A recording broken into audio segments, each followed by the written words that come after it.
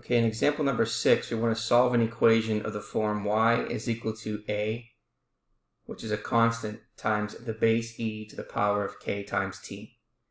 So given an equation of that form, we want to be able to solve for t. So the first step we want to do is divide both sides of the equation by the value of a.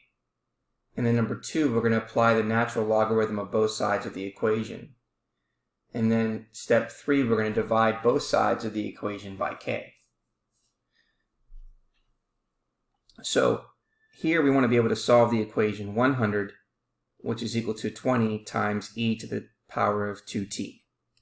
So in our first step, we just rewrote the equation. And then our goal is to isolate the base that has a power of t.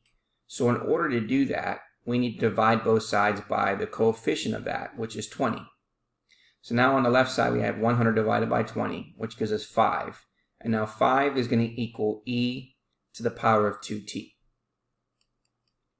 Then we're going to take the natural log of both sides and use the fact that the natural log of x and e to the x are inverses of each other.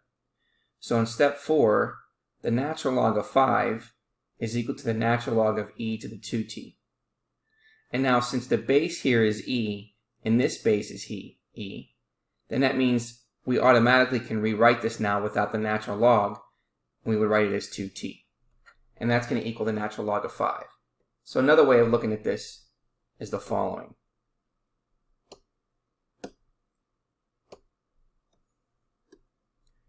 Okay, so if we have the natural log that has a base of e, and this is e to the power of 2t, and let's say we want to figure out what that exponent is, which is y. Well, remember that when we talked about the properties of logarithms, y is the exponent on base e to get e to the 2t.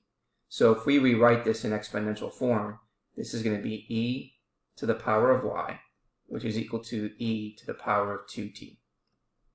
And they have the same base, so we know that y is going to equal 2t, and that's how we get 2t over there.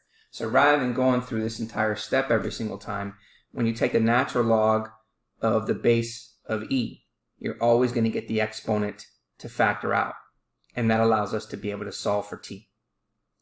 So now, in order to solve for t, we can divide by the coefficient of the power. So divide both sides by 2, or in this case here, I just switched them around, so I have 2t is equal to the natural log of 5, and then we're going to divide by 2, which becomes 1/2 times the natural log of 5. So t is equal to 1/2 times the natural log of 5. Okay, now keep in mind that using laws of logs, we can also write this answer in the form t, which is equal to the natural log of the square root of 5. And if we want a decimal approximation of the answer, then we would use a calculator. But let's see how we would get t, which is equal to the natural log of the square root of 5. But recall here that we can use the power property, so the power rule of logarithms.